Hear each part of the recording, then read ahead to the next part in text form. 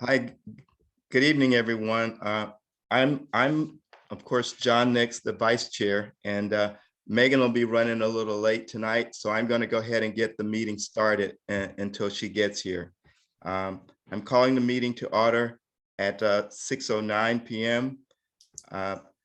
Stephen, would you take note of our attendance and determine if we have a quorum, please? All right. I see Amanda. We've got James with me. Jennison, I see you as well. Christine, Stephen, and John and Adam. So we have 7 members, 8, yeah, 7 members, and that's enough for a quorum. Great, thank you very much. The next item I'd like to do is discuss our agenda. Are there any, if everyone's had a chance to look at our agenda, are there any corrections that you'd like to propose? Okay, hearing no corrections, I open the floor for a motion, please, for our agenda section.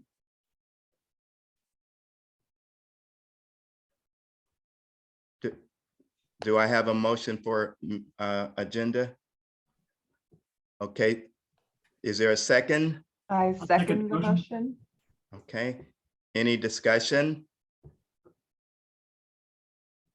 Okay, all in favor of accepting the agenda? All right. Aye. Any objections? Okay, the agenda stands approved. Discussion of our minutes, any revisions, any corrections to the minutes? If everyone had a chance to look at them for our December 7th meeting. Okay, open the floor for a motion for accepting the minutes.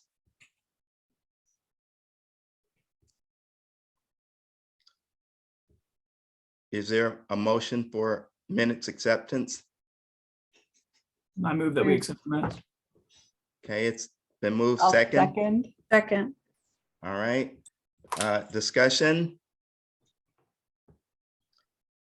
All right, hearing no discussion, let's vote. All in favor? Aye. Aye. Aye. All right, any objections? All right, very good. The minutes stands approved for our December 9th meeting, 2021. At this time, we'll go ahead and move to our staff updates. Steve? Yeah, sure. I've got a few for the county. Just to let you all know, the Joint Water and Climate Policy Board now has the city commissioner, David Ariola, as the chair. So what that means is that the meetings will be shifted over to the city hall, and they will be organizing and sending out any kind of Zoom and information associated with those meetings through the city. But Stacy Greco with the county will still help coordinate with those. So this is a normal process. We switch back and forth every year. So now it shifts over to the city. The county, we're finishing up the greenhouse gas report, so that should be back to us in a few weeks. And just wanted to remind everyone that we're going to be moving these meetings to Monday nights now. So our next meeting is going to be February 21st. I think that helps with some of the conflicts we have with the utility board that's meeting currently right now. So I know there's a lot of interest with this board and the utility board. So we'll be shifting to the third Monday of each week. So the next one's February 1st. Heather's position, the sustainability manager position, should be posted tomorrow or Tuesday. So if you do have experts in sustainability, you have friends or colleagues that might be interested in that position, please be on the lookout for that. If you do, you can always contact me too, and I'll give you the link to where that position can be found. We're still waiting on updates on whether we received the Resiliency Florida grants. We applied for 2 of those to help us with funding opportunities, and we're still waiting on that. And that's all the updates I have from the county. Thank you, Steve. Tom from the city.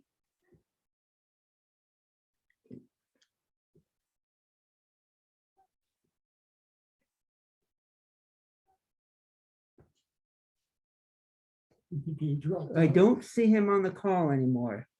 Let's see if I can track him down. I think he's in the attendees. He needs to be moved over to panelist. Okay, let me. Okay, I don't know how we get moved back, but go ahead, Tom. Hey, I'm at least hear audio now. Hi, Tom. All right. Hey, you just mentioned the meeting's going to be on February 21st. Was that correct? Or February 1st, did you say? 21st. Yeah, that's a 2/1. federal holiday. That's Okay. Washington's birthday, just so all buildings will be closed.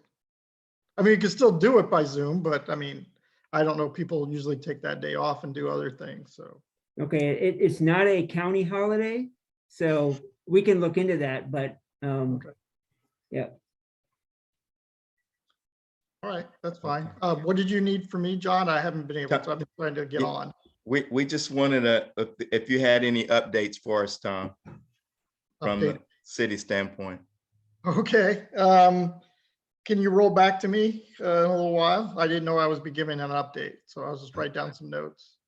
Okay, we All right. we can go ahead and go to Justin for GRU updates if there are any, Justin. No, I don't have any updates from the GRU side. Thank you. Okay. Is there any questions from anyone to for Justin or Stephen?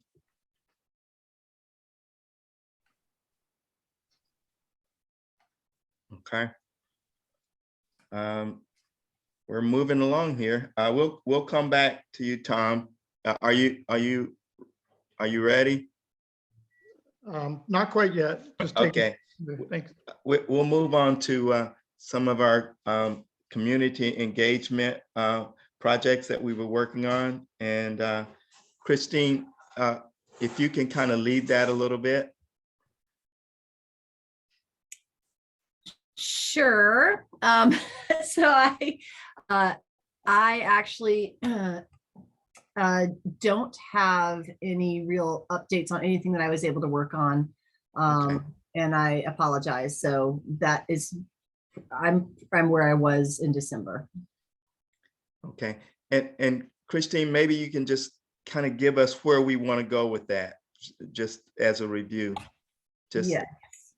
So what's our theme there?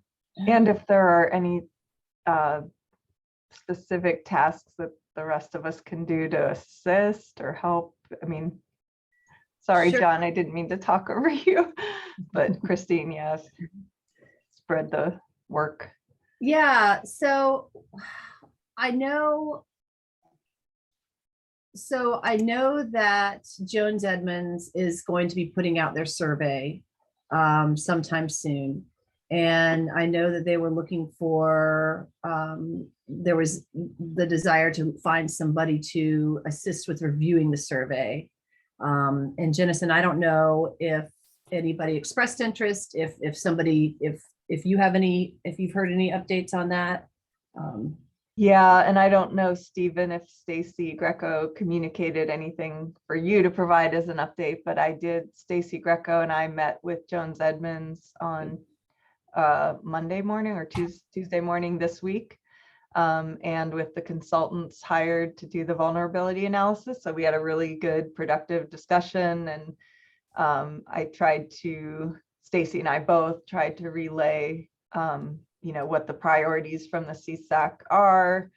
Among them, probably at the top of it, making sure make the survey itself as accessible as possible and as open, framed in a way that does not, promote self-selection or deter, from the name of from the name of the survey to how we make it available electronically, as well as providing physical copies, or, having locations where community members can respond to the survey in person with internet access if they don't have it, so the consultants seem very savvy in the survey research, and having done vulnerability analyses for more urban communities in South Florida around climate change. I personally, and I think Stacy also, were pretty impressed with kind of where they're starting from. I think they have like a really good, a good track record to hit the ground running with this. And the other big concern, not concern, but just kind of caution or issue that we discussed with them was coordinating the survey in a way that helps us identify and recruit citizen, volunteers, ambassadors, how we've discussed the need, given CSAC is in the sunshine, that we're looking for those community members who want to do some of the work at getting this climate action plan moved to action, as opposed to just plan. So it was a really good discussion, and they're planning to be at our February meeting to present the draft survey instrument. They hope to have it out, I think they said in 2 weeks, like by the end of the month, they're going to have a draft. They said we'd rather get a really early draft, or early drafts that are rough, out for feedback early, and address any problems early on, than refine it, get too far into it and refine it and then find out we're missing something major. So they're going to share an early first draft with Stacy within the next couple of weeks, and then meet with us at our February meeting for discussion. And I think Stacy said that we would try to put that at the top of the agenda for the February agenda, so that we have sufficient time to really discuss any concerns, questions, revisions that we would request or like to see in there on the survey. Sorry, that was a longer synopsis, but in a nutshell, it was good. And I feel like they were very receptive to our requests and concerns. That's great, Jennison. Are they going to, I really appreciate you doing that. Are we going to be able to see the survey before we meet with them, or is Stacy able to share it with us after she gets it?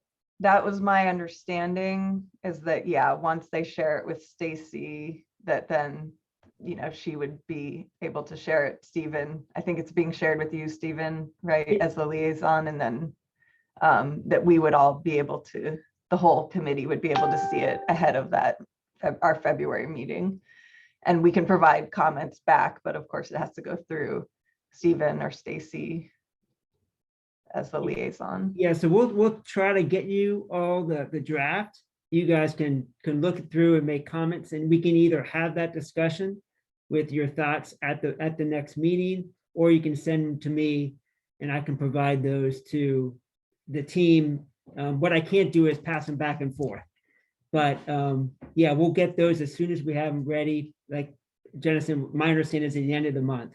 So yeah, you should be seeing that in a couple weeks. Okay.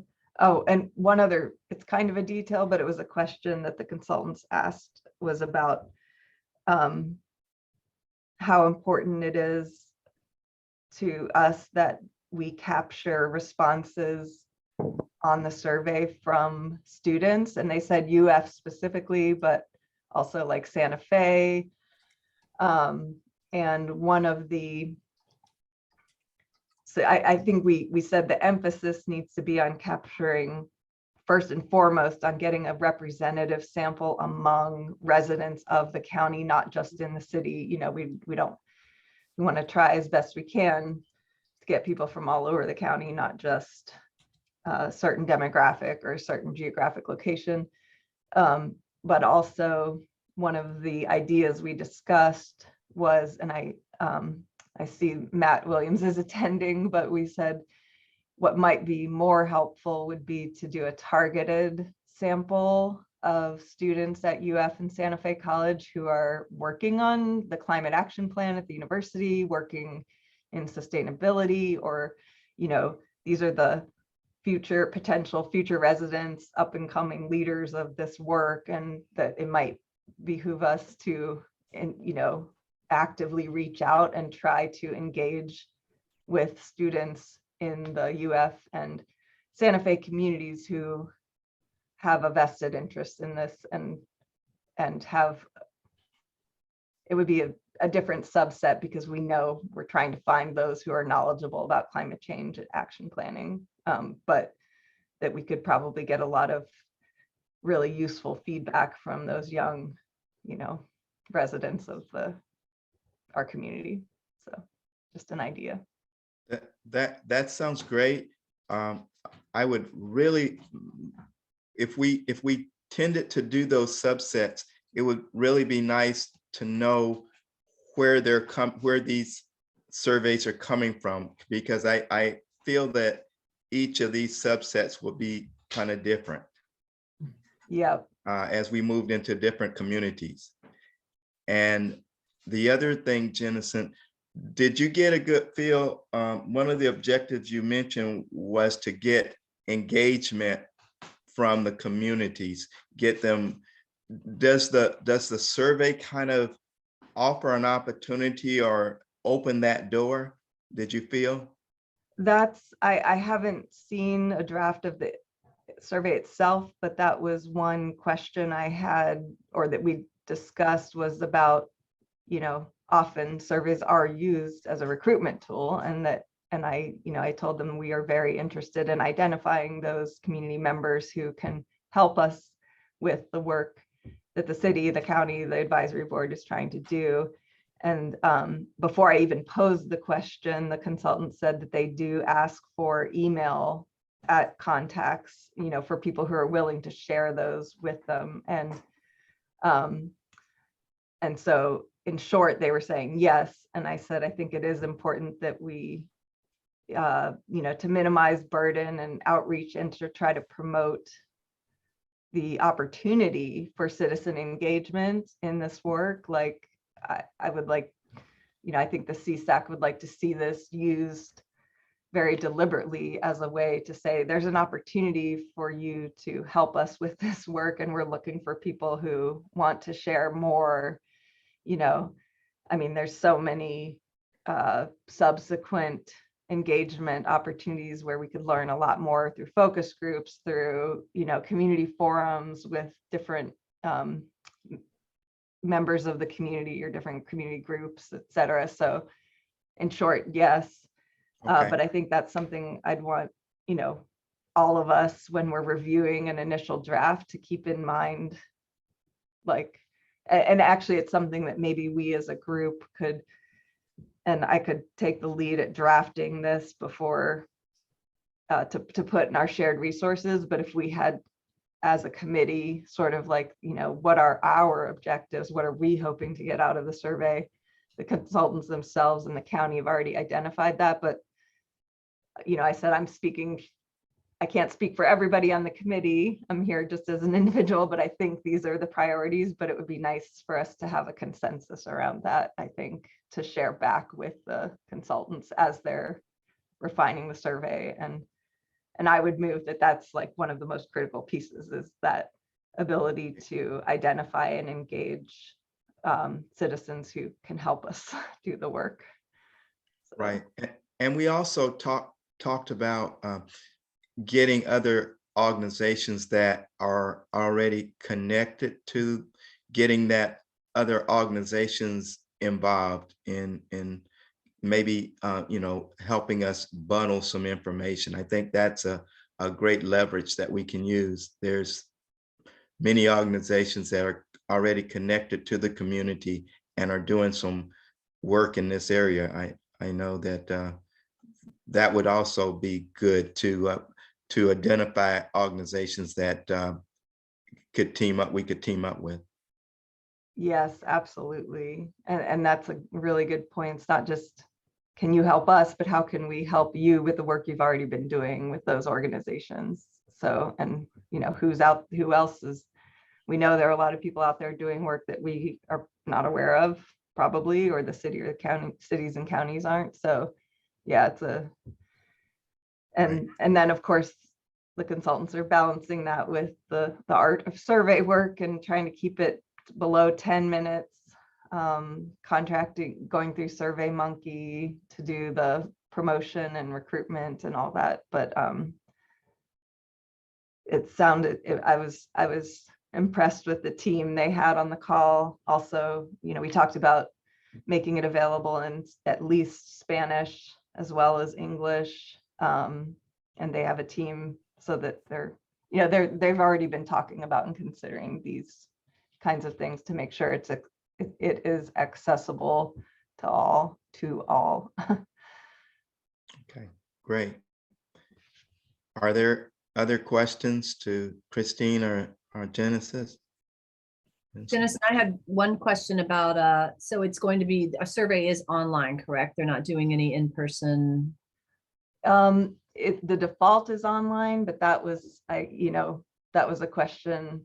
I said, can you or will you be planning to, provide hard copies to people who don't have internet access or providing, and that's when they said, we're looking into options to, where can we go? Like, can we go to community events? Can we go to churches? Or like, are there ways that we can get input from people who don't have that internet access readily available, or, wouldn't be as easy to reach just by sending out a postcard, a mail postcard or an invitation to complete it online. So basically having redundancy and having multiple options for completing it. Even having like surveyors there, if it's at an in-person event, you can have someone with a mobile tablet talking through the survey with people. Like, that's pretty common also. And they talked about that as an option, but nothing's written in stone yet. So do you, well, I'll ask everybody, do we feel like we want to wait until we see what they get back from the survey before trying to do any outreach on our part? We talked about doing community meetings, etc.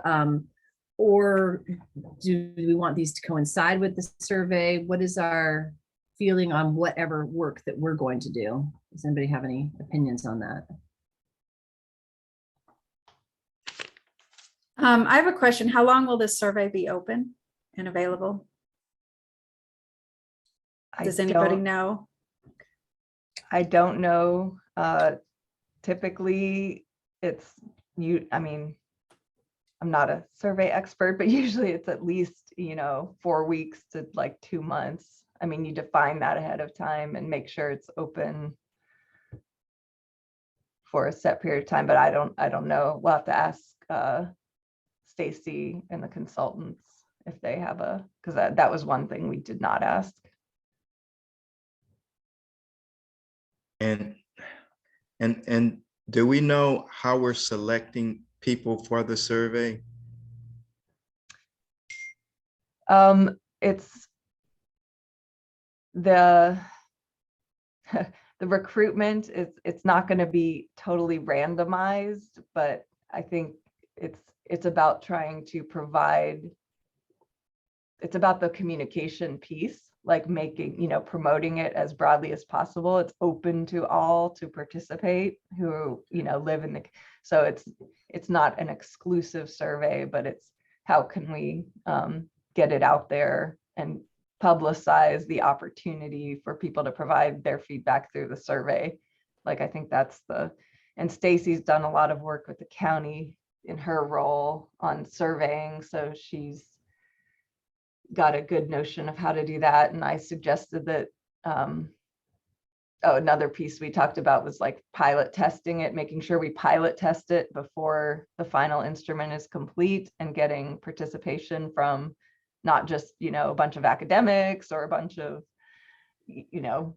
local government staff, but that we get a representative group to participate in a pilot.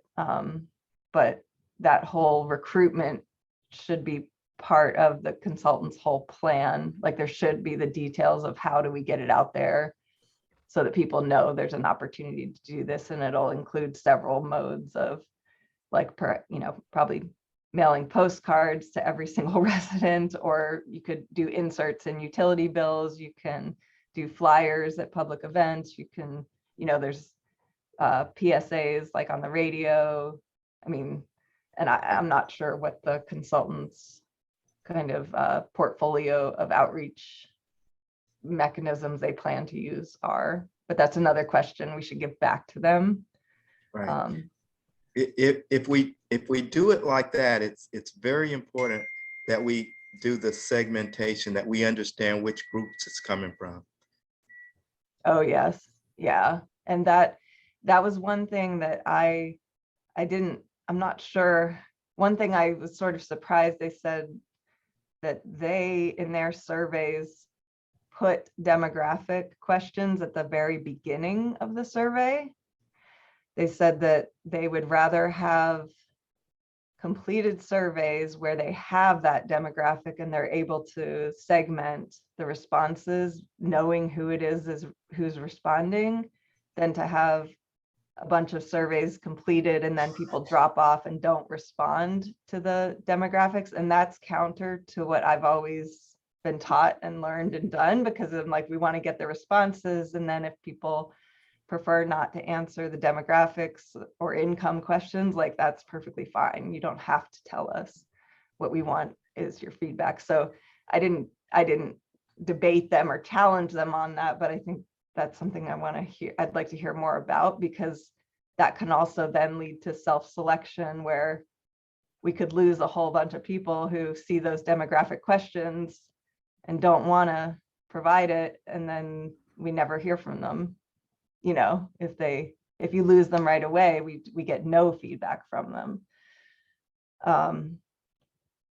Sorry, I didn't mean for this to go into like a whole discussion of survey methodology, but it is important, given that having a good representation of our community is such a critical piece of this.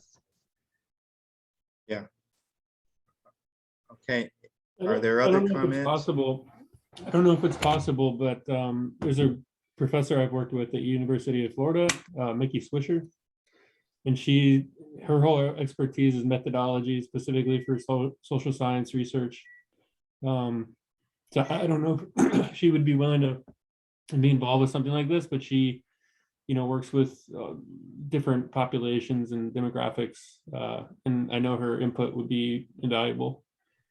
Yeah, she's great. She has a lot of, and also hearing from community, and she works on food systems and food, Exactly.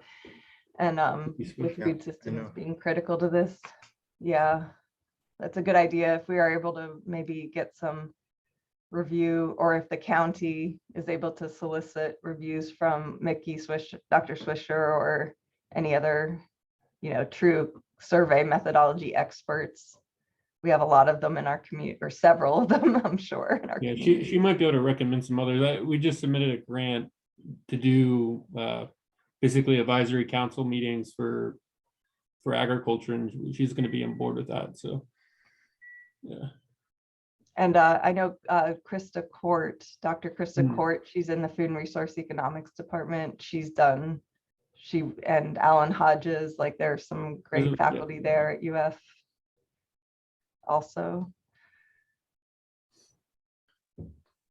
Okay, any other discussion? The only thing I would also like, it would be nice to know, like I know that there's several organizations that are doing things in the climate atmosphere, either directly with energy or with renewable, that we can see what other community organizations are doing.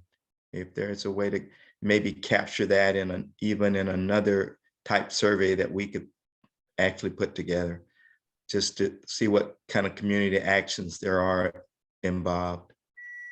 Yeah, that's a great point, John. I think and maybe they will have this in the draft, but like making sure we have a question about, Are there organizations, individuals you're aware of doing work on energy, weatherization, water supply, food security, you know, like Right. these quality of life issues? And that Right. actually comes all the way back to like the first thing we talked about was instead of using those words, climate change, like using the Right, phrase quality of actual life. actions, Yeah. and maybe asking them if they're a member of these organizations and, Yeah. you know, that, Yeah. okay. All right, Tom, are you ready to give us something from the city? Yes, yeah, thank you. It's my first committee meeting, so thank you for bringing me on board. Well, welcome. Thanks. I'm still convinced there's some hazing going on with not getting me on camera, but we'll just get back to that.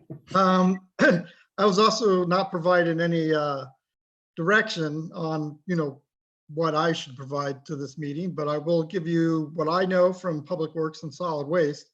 The Zero Waste Subcommittee has been meeting for over a year now, and we pretty much are close to finalizing some drafted city ordinance that are related to the Zero Waste Initiative, composting and food waste. And all those are related to the city's zero waste goals to reduce greenhouse gas emissions and climate change. So like I said, a lot of those ordinance changes are related to initiatives to increase recycling, increase composting, specifically food waste composting. So that will be, you know, I think that will go in front of the entire city commission probably within a month or so. I don't see it being longer than that. Also, if anybody hasn't seen it, there's a zero waste strategy report for Alachua County and the city of Gainesville. That's available at zerowastegnv.gov. I'll repeat that, zerowastegnv.com. Did I say .gov? .com. Scroll down to the bottom of the page, and that's a report done for the Alachua County and city of Gainesville on strategies of how we can move forward on zero waste. And I mean, almost all of them are climate action related. So if there's information you need presented to you, certainly ask me and let me know, but and I'll try to find it out. But most part, I'll just report what's on, you know, close to me in solid waste and public works. Okay, all right, thank you, Tom. Are there any questions to Tom on the city's zero waste initiatives?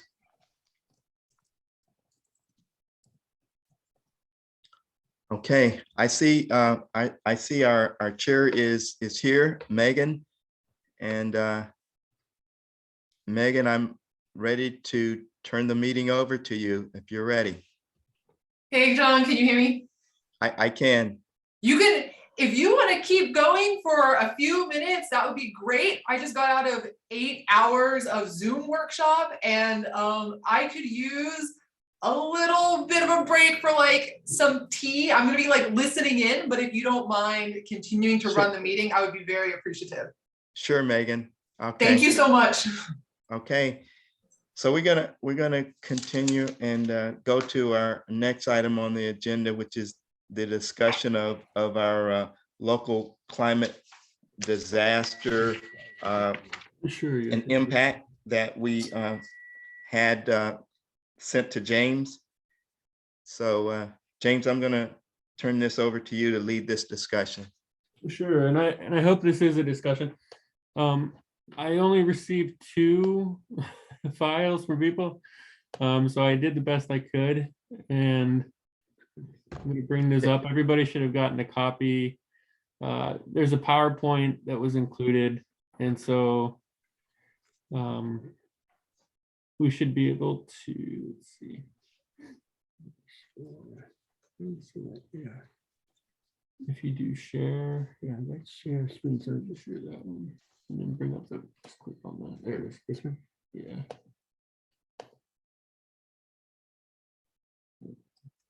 Can everybody see that? I can, yes. Okay, so I'm gonna just minimize this for a second. So hurricane was the most had the most information or items that people had. And that makes the most sense. I know that every year we get exposure, and that's always a concern on people's minds is, our annual hurricane watch and threat. And so I tried to divide into three categories, collating a lot of information into three different categories: social disruption, generally, pollutants and contaminants, and then of course infrastructure damage. And I didn't break this apart between high winds and flooding. I just included them into one. And let's see, I did add a few items that I thought were relevant, and tried to summarize. I can go these bullet by bullet if you'd like. For infrastructure damage, there were concerns of transport, electricity, housing, and healthcare. So the concerns of transport could be anything from blocked roads to trees falling down and the roads become impassable. Electricity, if there's power outages, again because of fallen trees. Housing if homes are damaged, and then healthcare if people are not able to use the public transportation system or use the roads to get to their providers. And so on that I have several items listed. So roads and bridges can be obstructed, homes could become unsafe, crops damaged or destroyed. Yeah, I'll let you all look through that. It was difficult because a lot of these fed into one another. Right. And of course, there was a lot of co-variables and co-relationships between these items. And so that was kind of the most difficult task about this, was trying to break them into discrete categories. In the middle, we have pollutants and contaminants, and that could be everything from, with severe flooding, you have everything that's in the road. So the car oil and the whatever debris, including trash. If the sewage system gets backed up, these are all concerns that we might face locally. And then of course, if the sewage system becomes damaged in some way, people could be either limited to very little water or unclean, unpotable water. And an interesting point, somebody had included mosquito spread, which makes perfect sense. I'm sure everybody has to deal with that every year.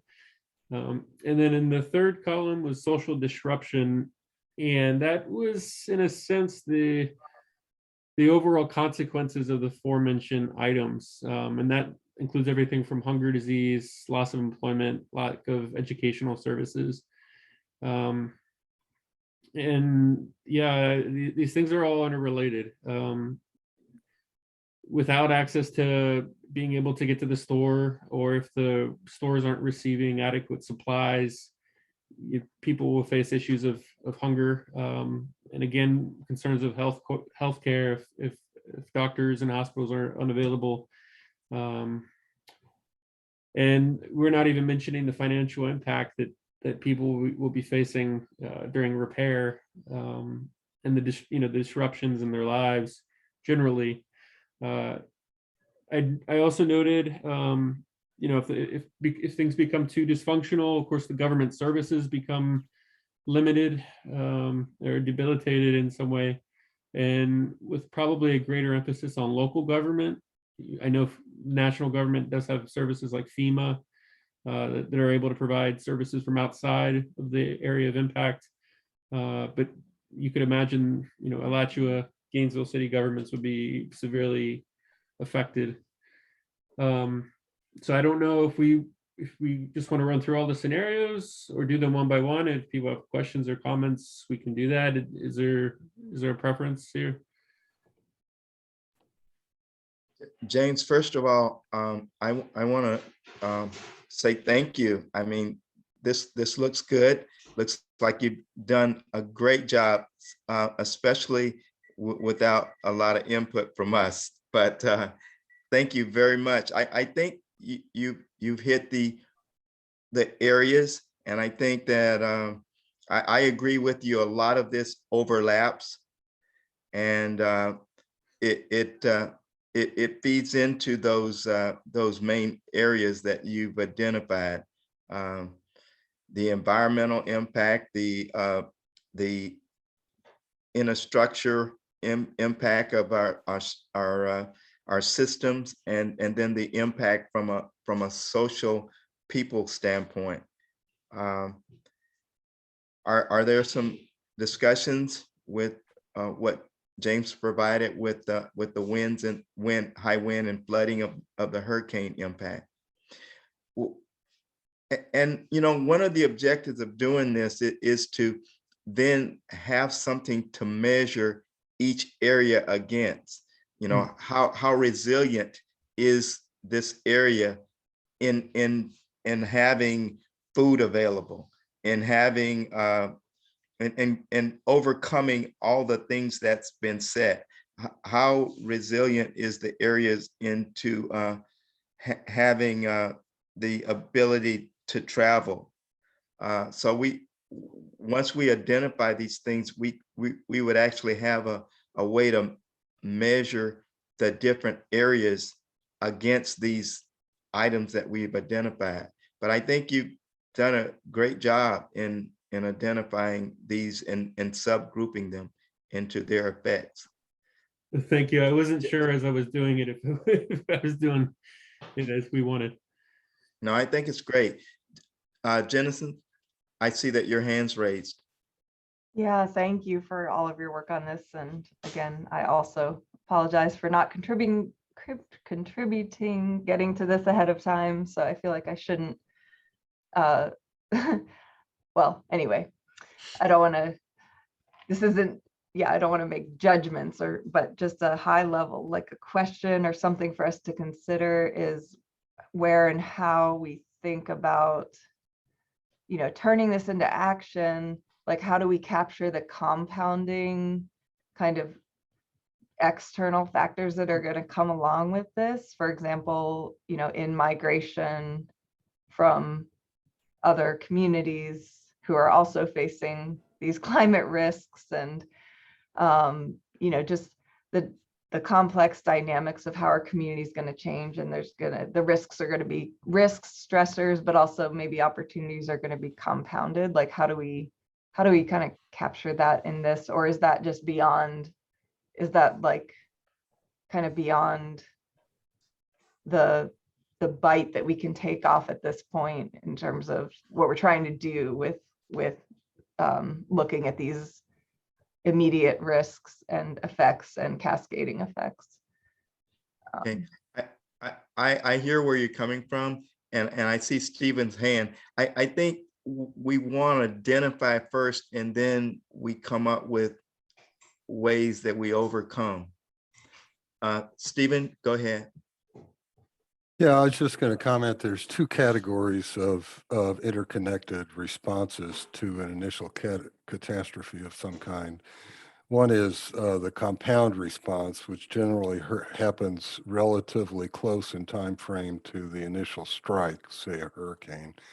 And that's things like disruption of emergency medical services, disruption of electricity, stuff like that.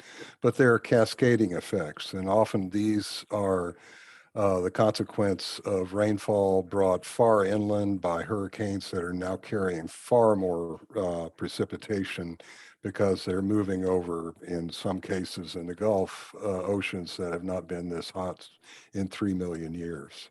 So to categorize all of these things, yeah, we need to initially focus on the main problem, which is a hurricane, or say a drought, or a flooding situation that's caused by something other than a hurricane.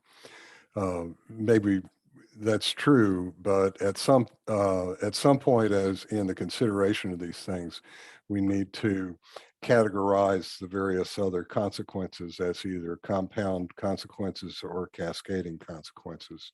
And cascading consequences, for example, can have extended timeframes, such as Here's a beautiful example, the massive heat dome that hit the Pacific Northwest and Lighten Canada experienced what temperatures above 130 degrees Fahrenheit, which in turn resulted in massive fires, burned the entire town down and vast regions of the forest nearby. And then the rains came from an atmospheric river, which acted on that previous disaster that caused massive mudslides and then disconnection of entire communities in British Columbia. And so, you know, I really think we've been incredibly, I'll say one more thing and I'll be quiet. Thank you for listening. I think we've been incredibly lucky in Florida. Other parts of the country have been really hammered over the last year. The disasters have reached an all-time high. The number of $20 billion disasters worldwide has been steadily increasing, and this year is at an all-time high. The number of billion-dollar plus disasters in the United States is higher than it's ever been. We're going to quickly, if not already, we're going to quickly reach our capacity to respond to these things in any meaningful way that represents the classic definition of resilience, which is the ability to bounce back from a perturbation. I disagree with that definition, by the way. I think that's a terrible definition, but nonetheless, that's how most geopolitical entities like municipalities use the term resilience. I actually think the problem of developing these responses is really important, and understanding what it could be coming our way. So I do apologize for not making my contribution to this. I wish that I had. I will definitely try to get to it before the next meeting. I think it's critically important. There's a huge amount of formal literature on this that's available, and I'd be happy to share it with you as you wish. So thank you. Thank you, Stephen. I would also be interested in what the group thinks of making these localized in the sense of identifying specific threats. You know, right now the items are general categories, but I think the focus is on making it local. So I don't know if we want to have another version of this where we specify, you know, exactly what we would consider in these, you know, specifically naming like the hospital systems or the water processing facilities that are at risk. But yeah, that could be a future version. Will the vulnerability analysis do that? Will it map critical infrastructure at risk, or has that been done? Like so many coastal areas, it's been done.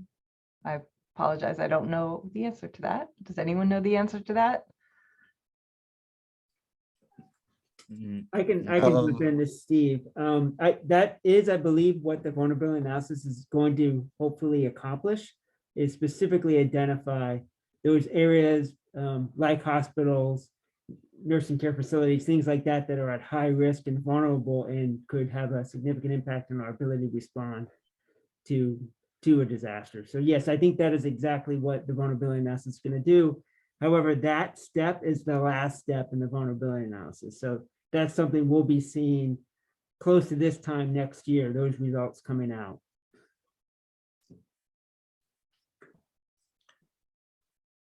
Okay. Yeah. I think for now that we're going to delve a little deeper into each area when we go into that vulnerability analysis, James. I think now, if this, does everyone feel comfortable with the format that was given? Is that offering enough to give us what we need? Because, okay, I see Jensen's hand and then Christine. Christine, you had your hand up first, so go ahead. Thanks. I really like where this is going. I think it's a good way to help us wrap our heads around things going from a high level down. And I think I agree, James, I think we could go down to the more specific impacts. What I come back to, and I will rely on y'all's expertise and experience in doing these sorts of exercises related to climate change, is the so what. And I would hope that we could, as we go through and as we get everything down, then we take the time to actually think of it in terms of turning it into a tool. As it could be something where you're basically ranking systems where you have, if X happens, then these are the potential impacts. Here's the ranking of that impact from 1 to 5 or what have you. And here's how it goes down to the more specifics. And then if you have certain actions, tools, resiliency work, policies, et cetera, put into place, here's their potential ability to mitigate these impacts based on that's, XYZ, and then financial impacts, short-term, long-term, viability, et cetera. So, and I know that's a lot of ideas there, but I think that if we could be, I really like this. And I think if we all as a group, based on what you all know of how this is done other ways, think of how we can, again, turn this into a tool that's really super useful for Gainesville and the surrounding areas. Great. I like that also, that's what we want to end up doing. And maybe we can actually use this to rank different areas, because it's going to be different in different areas of the county and of our city. So great. All right, Jennison. Yeah, to answer your question about, is this, do we see it as sufficient? And I certainly, yeah, like necessary and heading in the right direction. But my mind always goes to the kind of flip side of what are those assets, coming back to the community asset inventory idea. And the thought that the vulnerability analysis is going to be at the end of the fact that those critical infrastructure are identified. I think we have an opportunity with the community survey and among our group to kind of think of it from the opposite direction of like, what are those critical infrastructure, social, physical, economic, that we rely on, that will, at the end of the day, those cascading effects are going to disrupt. And how does our, not just quality of life, but survival, that depends on these critical infrastructure. I guess what I'm saying is, like, I'd like to sooner rather than later start thinking about where those hyper localized assets that are going to be affected are, because it's like, that's what we're trying to protect at the end of the day. And then it'll be overlaid with that, the geo mapping with the vulnerability analysis will give us that technical, more comprehensive identification. But it's like, I keep thinking about the human factor of like, in my life, like in my daily life, what's going to be disrupted? The grocery stores, the doctors I rely on, the schools, the clean Right. water supply coming to my house, and then that takes us back to where are the freshwater wells that GRU relies on for our potable water, and so just kind of throwing that out there as maybe that's something, I don't know. I'd love to hear what others think about that, trying to come at it from the other direction simultaneously. Okay, I agree. I see Megan. Go ahead, Megan. Thanks, John. Thanks for giving me a bit of a break to drink some tea and eat some food. I was just going to jump in and say that part of my point behind this, and I think that I've already heard some ideas for other things that we can do with this analysis beyond just what kind of I was originally thinking, but that was to use this as a gap analysis. So Steve sent out the comprehensive emergency management plan for Alachua County. And I believe, Steve, correct me if I'm wrong, but I believe we actually are having someone from the EM department come and talk to us next month. Is that correct? That is correct. That's one of our guest speakers. Awesome. Next month's meeting. Yep. Okay. What I think would be helpful for her too is to see some of this information we put together, that the committees put together, and give it to her so that she can be thinking about, you know, what you all are kind of have on your radar, so that she can better be prepared to answer the questions she might anticipate from you all. Yeah, I think that's a great idea. Yeah. Well, but where I was going with that is, you know, I've worked in the emergency management field before, and there's kind of a certain perspective that goes along with that, right? And a certain set of systems or concerns or assets that emergency managers tend to focus on. And I think that what we've demonstrated here, and James, I love the graphical outlay. Like, I was actually thinking about for the summary of responses, I was like, oh man, I didn't even think about doing it graphically. I may have to borrow / steal with Yeah, no, and this is attribution.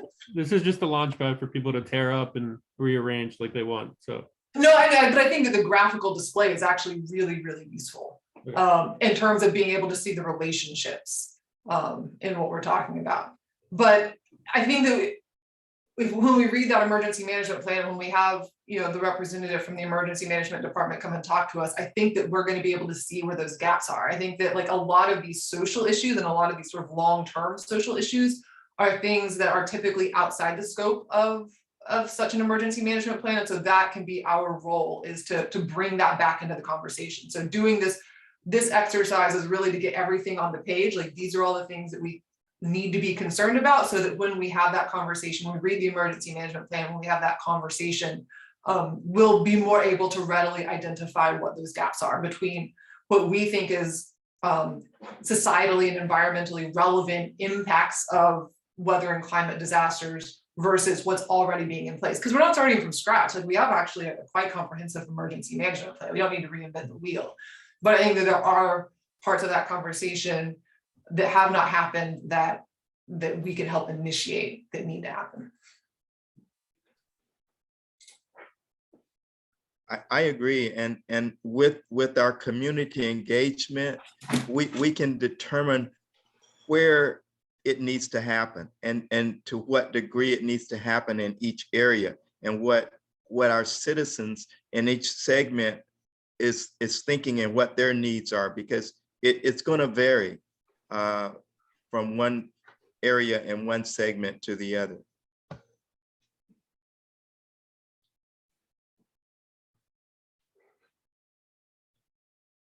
Do you want me to take over, or you want to keep going? You're doing a great job. Well, Megan, go ahead. Maybe you want to talk about the local initiative related to climate change that you put together. I thought it was just great.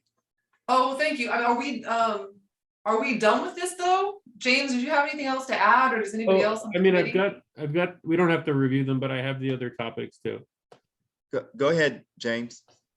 So I repeated that kind of format where I have the social, environmental, and infrastructure for droughts and wildfire. So yeah, these are less thorough, or there's less material for these, which I think we were at the last meeting and we were discussing that our area is held up as exemplary for wildfire management. And that's, I guess we have not had many issues for maybe 10, 15 years. So maybe the absence of things is a accreditation to how well we're doing, but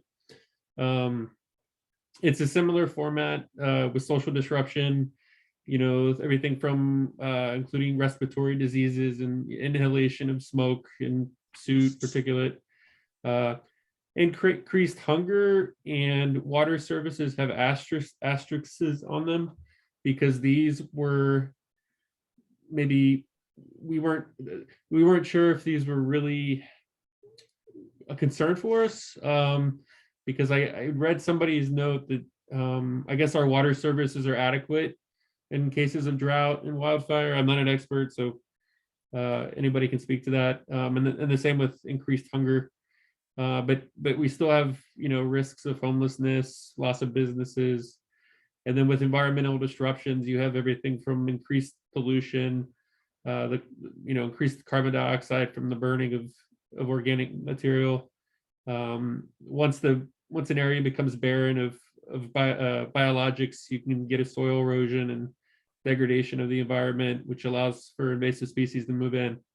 So you get an entire environmental change. And then with the infrastructure, yeah, it wasn't as extensive as hurricanes, but still, significant. And then we can talk about that one, or we could just move on with heat. I didn't break it down into the 3 categories. The 2 responses I had broken it down into daytime and nighttime. And this, in my mind, was also missing chronic heat increases, because I think that the way that people are approaching this was like a sudden heat wave that would be maybe brief but acute. But I think that in the future version of this, we could also start asking ourselves, how are we going to deal with steadily gradual increases in temperature? Right. So right now, you have your daytime and your nighttime differences. But yeah, this kind of mindset almost reflects it's going to be temporary, which may not be the case in the future. And so with daytime, you have decreased productivity in workers who aren't able to get as many work hours, especially if they're outside. Increased risks for things like heat stroke, vegetation is destroyed, soil erosion, degradation. With both of these, you're going to get increased power consumption because everybody's trying to keep cool. And then I noted if we start having increased temperatures at the evening, that's going to affect sleep. And once you start affecting people's sleeps, they very quickly lose their own productivity and insight and capacities. So yeah, we can talk about them or not. Up to everybody.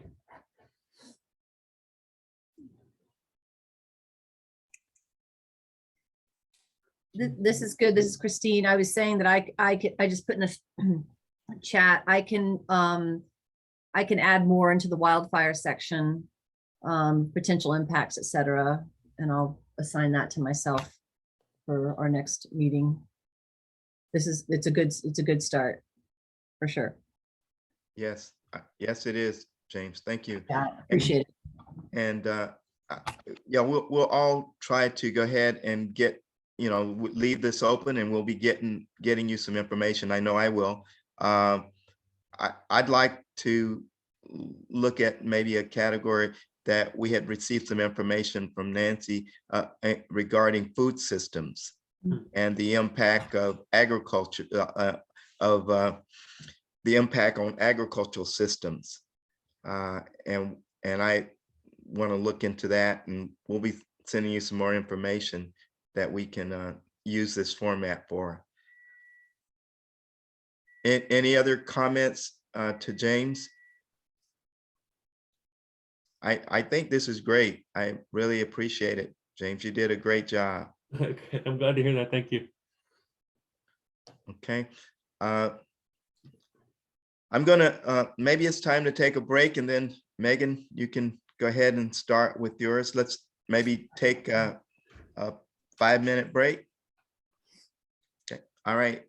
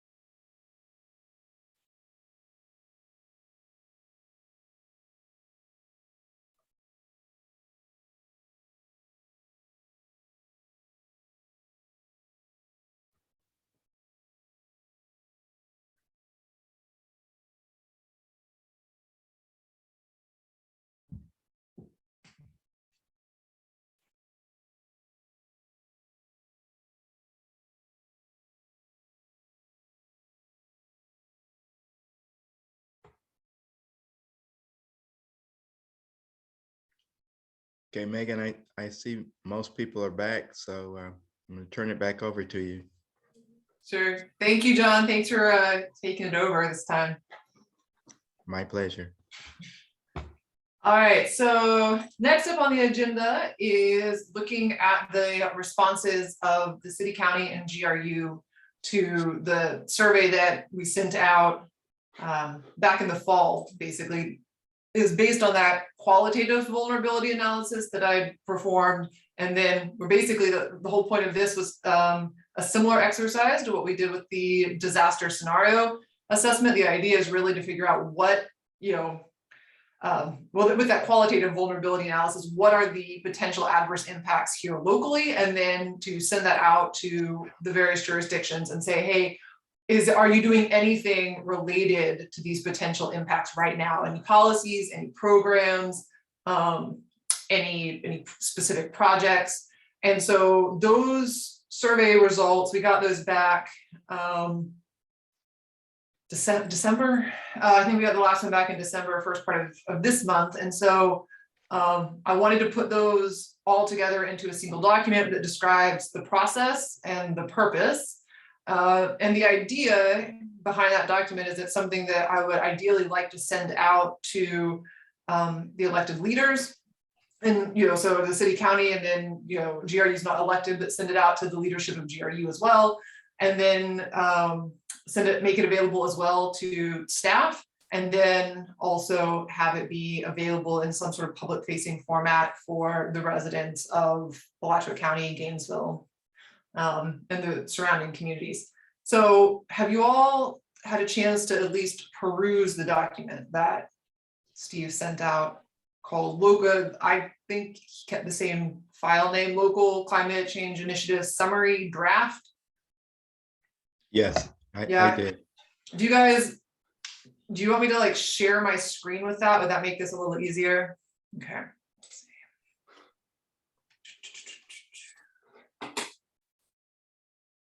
All right, are we seeing it? Yep, all right, cool. So again, this is a draft. The format, the verbiage, those are up for grabs. I wanted to get down basically the components and then an example of what goes into each of those components. So the purpose is basically just what I said. Show what we're doing well, highlight some of the gaps, things that we need to be focusing on but currently aren't, and then make for something that's sort of a reference for the staff of these different jurisdictions to be able to see, are there, is there opportunity for synergy? Are there different projects or policies that they're working on that are similar where they could collaborate? Also to see if there's possibly something where there's overlap in terms of it being unnecessary or excessive. Is there something where, they're both doing essentially the same thing and one jurisdiction could really kind of take it and run with it and free the other one up to work on something adjacent? And then the methodology, basically how this came about.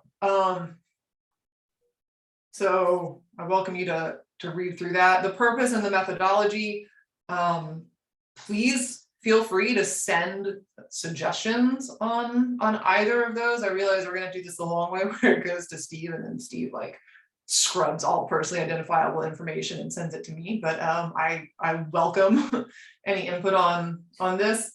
And then the survey results are taken basically verbatim from the survey responses. There are a couple of places where an initiative was listed under one category and I thought it was a better fit under a different category where I took the initiative to go ahead and move that. But otherwise, this is essentially a verbatim transcript that combines the responses from the different jurisdictions. So you can see I've grouped them under sort of the primary sector.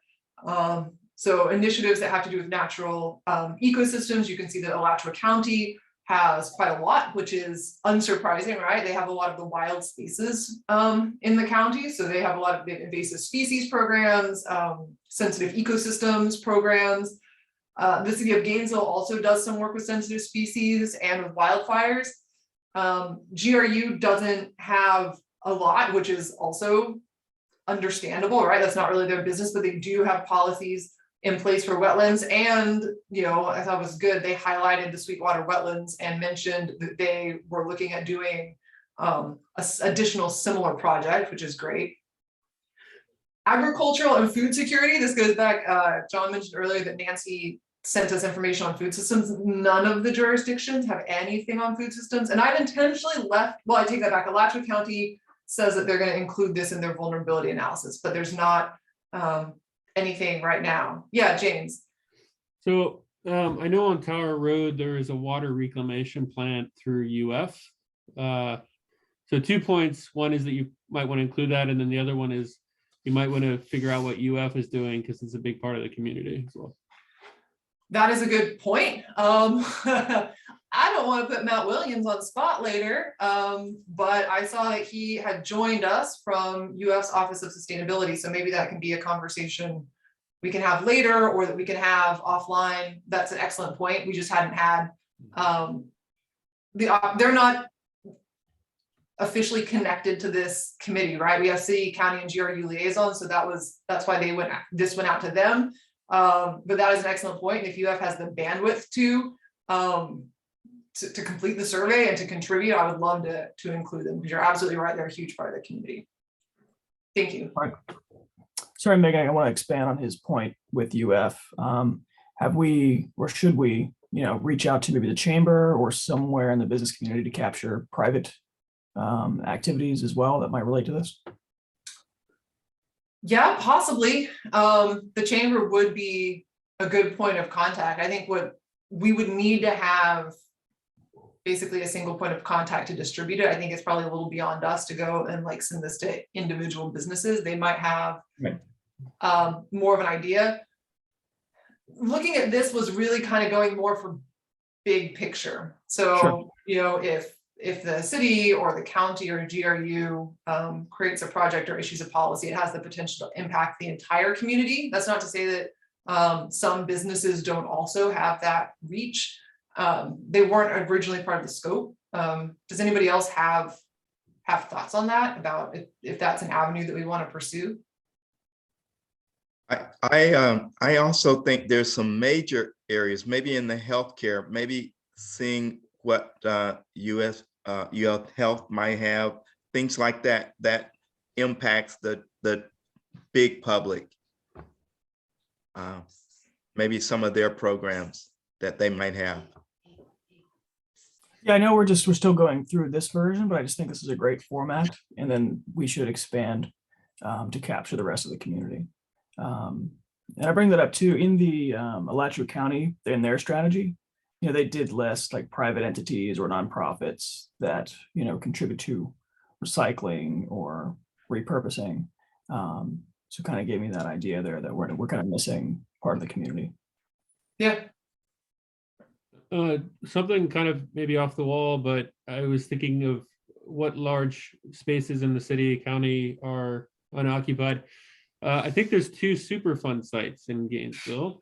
And for a lot of reasons, they might be relevant, maybe not, but I think they take up quite a bit of acreage. And then maybe the airport as well. Are you thinking about that in terms of asking whether there are specific initiatives in place to address Superfund sites and the airport, or to ask, because I mean, the Superfund sites, they're private homes built in that area. Okay. There's not like a governing body, but there is a governing body for the airport. Yeah, I'm not that knowledgeable about this. I just know that there are 2 of them, and I guess the synergy or collaboration between that and the city or the county, and their potential impact on well-being and natural ecosystems.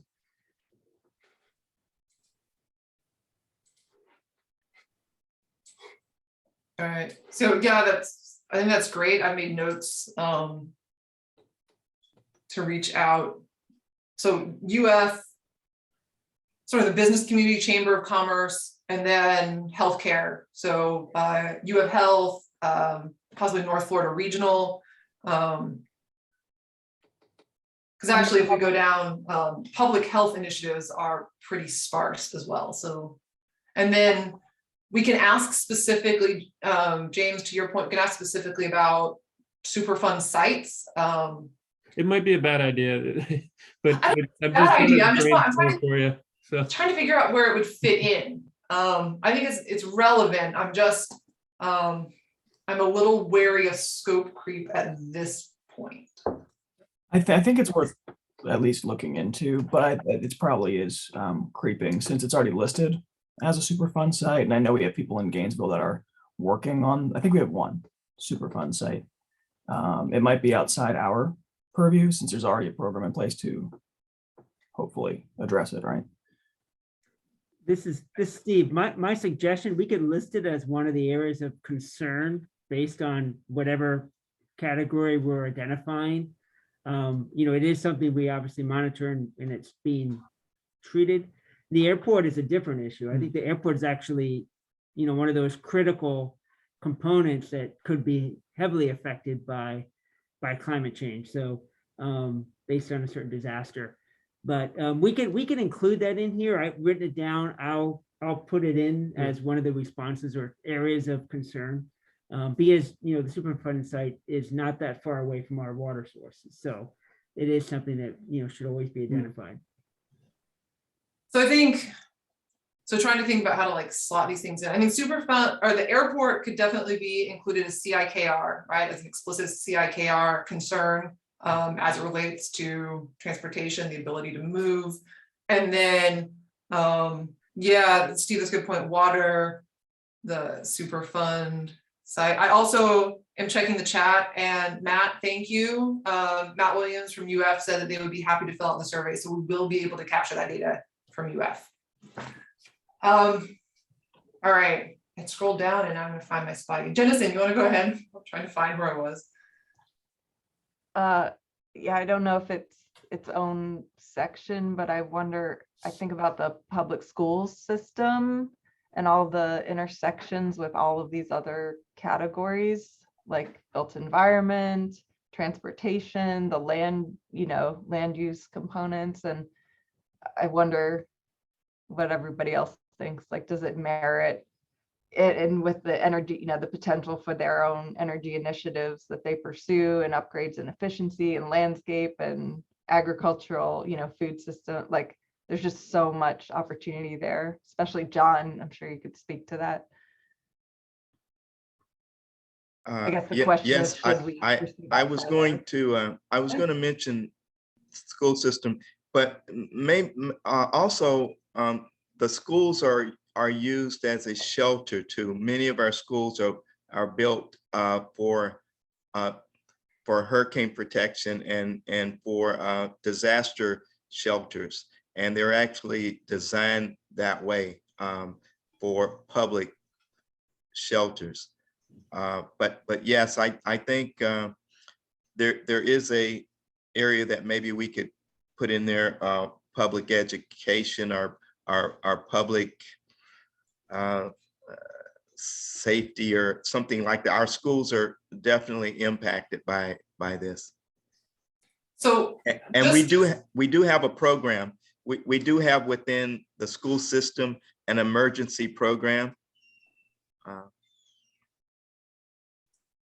So just to help with organization, the way this has been organized, I've kind of scrolled to that page on the shared screen, is by looking at specific either anticipated climatic changes or climate related changes. So like sea level rise is not a change in the climate of Alachua County, right? But it obviously impacts Alachua County through in-migration and through saltwater intrusion into the aquifer. So, but in terms of how we filled out the survey, in order to keep the scope constrained, and in order to make this document and our foci scientifically justifiable to the larger community, I wanted to really start from the very beginning and say, what changes are we anticipating to the climate or climate related changes that are specific to our region, and then from there look at the societally relevant effects and then sort of the follow-on potential adverse impacts. So in terms of like these broad categories, like let's look at schools. I agree that we should have some sort of focus on schools. I'm just not sure how asking about schools is going to fit into this format. I Does that think make I'm- sense? Yeah, absolutely. And I think that the way I'm looking at it is more as like a respondent, like those providing input to these, because it's like county, city, GRU initiatives under each of these categories. But what is the Alachua County Public School System doing? Yeah, that's great. That's kind of where I see it as something that's missing. Like I'd like to see what are the energy, natural eco, you know what I mean, like those initiatives. And I don't know if we got feedback from anybody representing the public schools. We or have. how- Yeah. Yeah. No, I mean, so this is great. I think that including additional organizations is an excellent idea. Like I said, this went out to the 3 jurisdictions that are directly connected to our committee. I think that it would be totally reasonable. I kind of want to send this back out, since this is kind of targeted to elected leaders and leadership, staff leadership.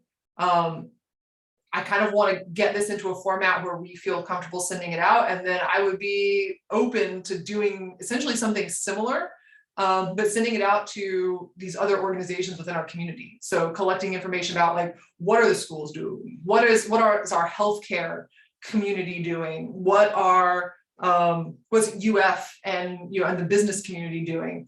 And doing essentially the same thing, but targeting those other entities. Like a phase 2 and other municipalities even, because City of Gainesville, but not Newberry. Or Alachua, yeah. That makes sense. Absolutely. Yep. And then I'll have to do some serious, we can do some really creative thinking about how to format those sorts of responses. But I think it would be really, really beneficial to be able to kind of spread these questions more widely to other members of our community, not just our formal jurisdictions. I agree. And I agree that it should be in a more a separate survey. And I have the survey at the bottom. I mean, we can consider whether we want to adapt that. It probably makes a lot more sense to adapt that to some of the specific groups that we're sending it out to. Otherwise, it's gonna get really busy and overwhelming. They'll be like, this has nothing to do with me. I feel like you get better responses if you target. So agricultural and food security again is there's not a lot going. There's really no existing initiatives that were submitted. For transportation, there's some existing initiatives for reducing, like really shifting more towards multimodal in Alachua County and City of Gainesville. The current policy is that their storm systems along roads be sized to address 10-year rainfall events. So theoretically, it should not flood beyond a 10-year rainfall event. A question that I had, and I highlighted this elsewhere in the document, is like 10 years based on what climate period? So obviously we have updates that now run through 2020. So you're looking at like 2000 to 2020 or 1990 to 2020. The previous period ended in 2010. And so what that one question would be is that what climate period are we using to evaluate what a 10-year rainfall event is, and then do those evaluations account for climate change? A real challenge here locally in Florida is that while we do see increases in extreme rainfall events across much of the Southeast, that trend is not nearly so strong in Florida. It's highly variable. I haven't actually done the analysis myself. I was hoping somebody else would do it. I haven't been able to find it, but I suspect that that's largely due to the fact that most of our extreme rainfall events are due to tropical cyclones.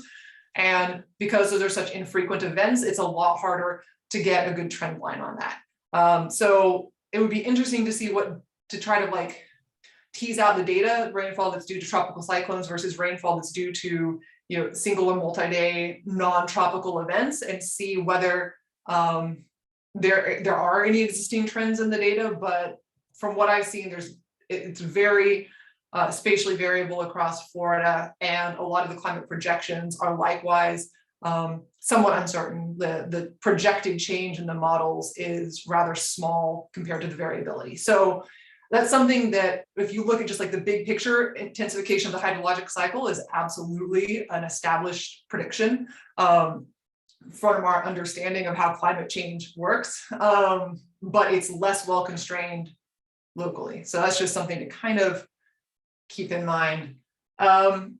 Gainesville City is also working on the Floodwise Communities project. So they're doing a self-guided vulnerability study that is also supposed to address or will address street flooding. And they're also doing work on the urban heat island effect. I thought this was pretty interesting.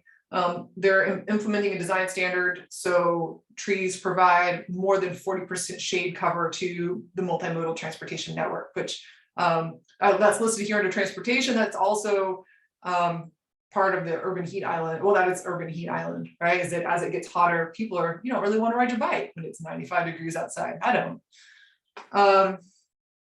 Energy initiatives, there's a lot more action for energy initiatives. Not a lot of existing initiatives for Alachua County. They do have some upcoming or initiatives, including I was excited to see in both the city and the county programs to fund energy efficiency upgrades for low-income housing, including rental housing, which is great. That's definitely a need in our community. And so City of Gainesville also working with CWC, more sort of landscape vegetation, urban heat island work as well. GRU has a lot of quite a lot of energy information, which is not surprising. That's what they do.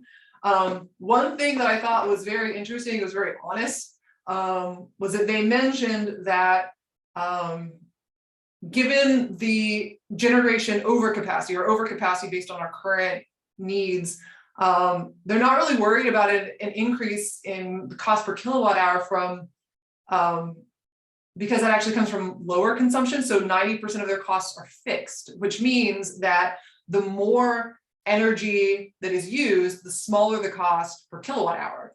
And that's not a choice that they're making. That is a feature of the system, right? And so it basically creates a sort of perverse incentive to increase electricity consumption. And that's something that I think we need to be aware of. And that's something that is a policy and a financial issue that needs to be discussed with the city, right? Like we need to keep GRU financially healthy.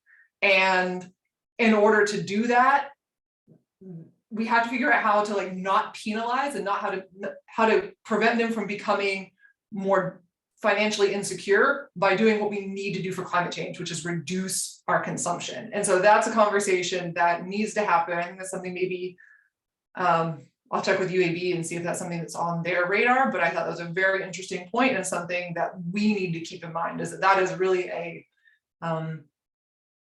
systems feature that needs to be addressed. That's not something that GRU can deal with necessarily internally. All right, built environment, lots of good stuff in built environment, addressing housing demand, urban heat island effect in the county for City of Gainesville, more information on urban heat island effect, stormwater, infrastructure and flooding, which is good to see because obviously that is a major concern for us is flooding and heavy rainfall. I don't really want to, sorry, I'm kind of scrolling fast because I don't want to like spend all of our time reading through this. GRU mentioned that among their existing policies is that they do seek significant reimbursements from FEMA for storm-related repair costs, and they're actively seeking federal and state cost share grant funding to assist in efforts to upgrade the infrastructure, with the goal of being more proactive in that and not having to be as reactive to emergency situations. So water initiatives, there are, we have fertilizer policies that are in place, and irrigation policies that are in place as well. Those are largely for the city and the county. The focus on fertilizers and irrigation are the main things that have been addressed currently or are on the docket. GRU also, unsurprisingly, a lot of sort of water policy.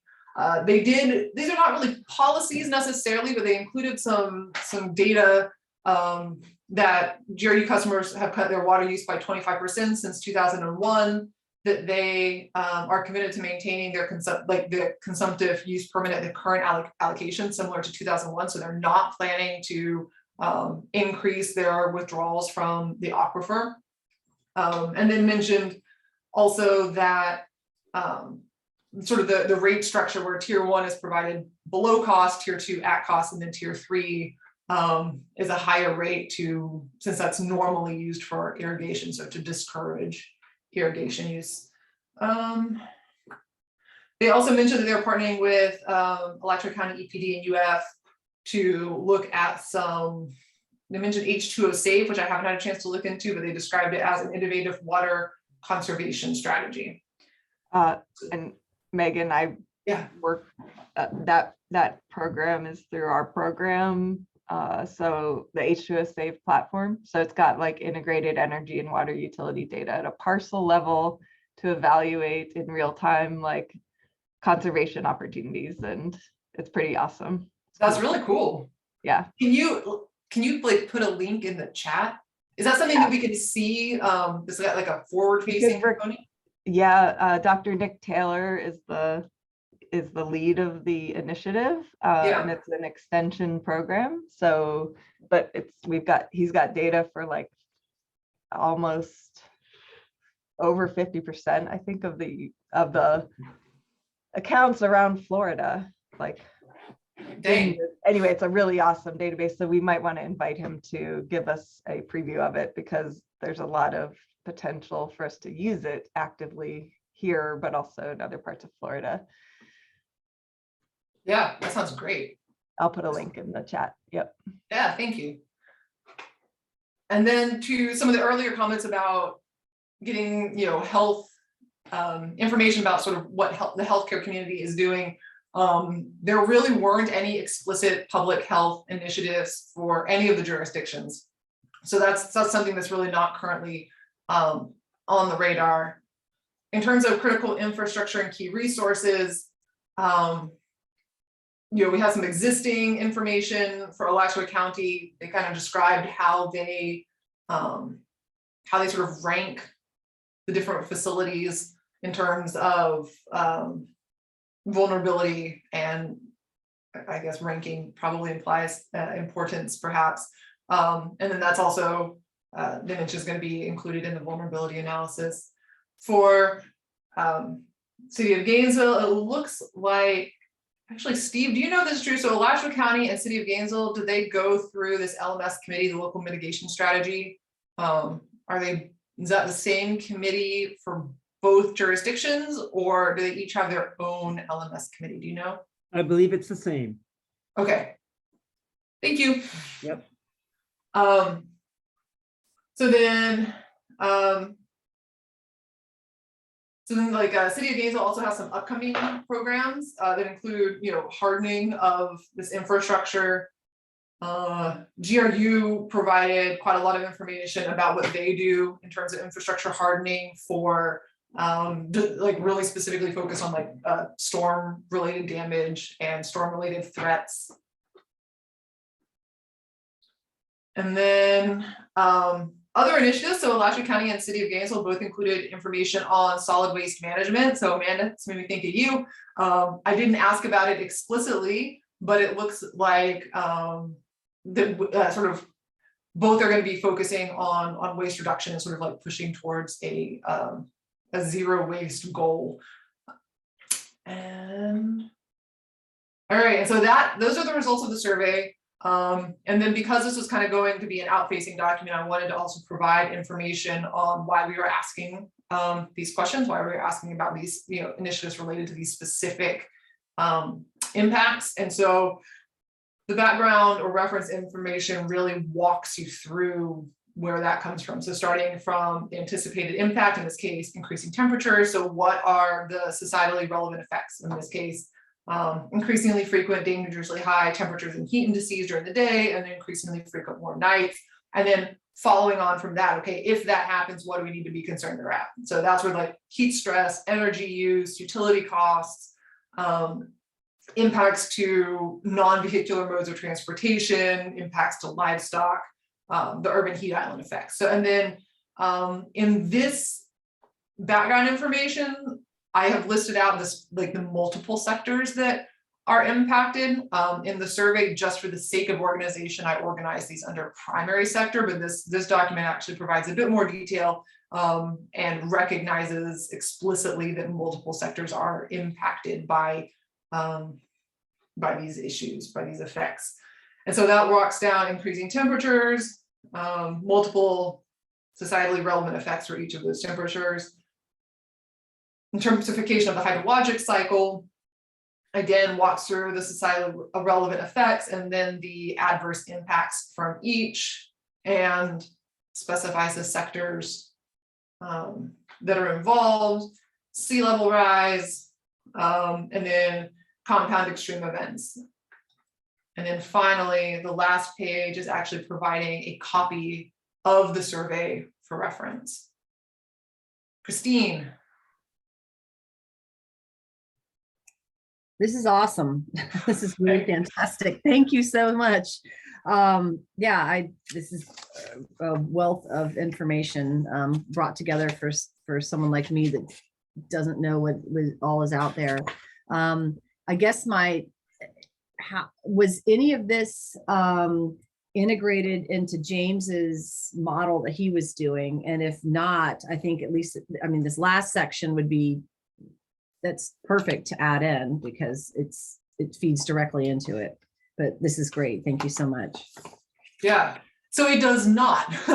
Actually, I was excited to see the significant overlap. That's what I would have hoped and expected to see. I was glad to see it. I think that there's a lot of, well, we kind of talked about, right? So these disaster scenarios are really looking at sort of those immediate impacts versus long-term stressors. So this document is asking about both of those. So, we're asking about sort of storm response, but we're also asking about, hey, long-term, you're looking at like an increasing temperature trend on long-term. What does that mean for people being able to walk and bike, to work or to school? What does that mean for, average utility bills?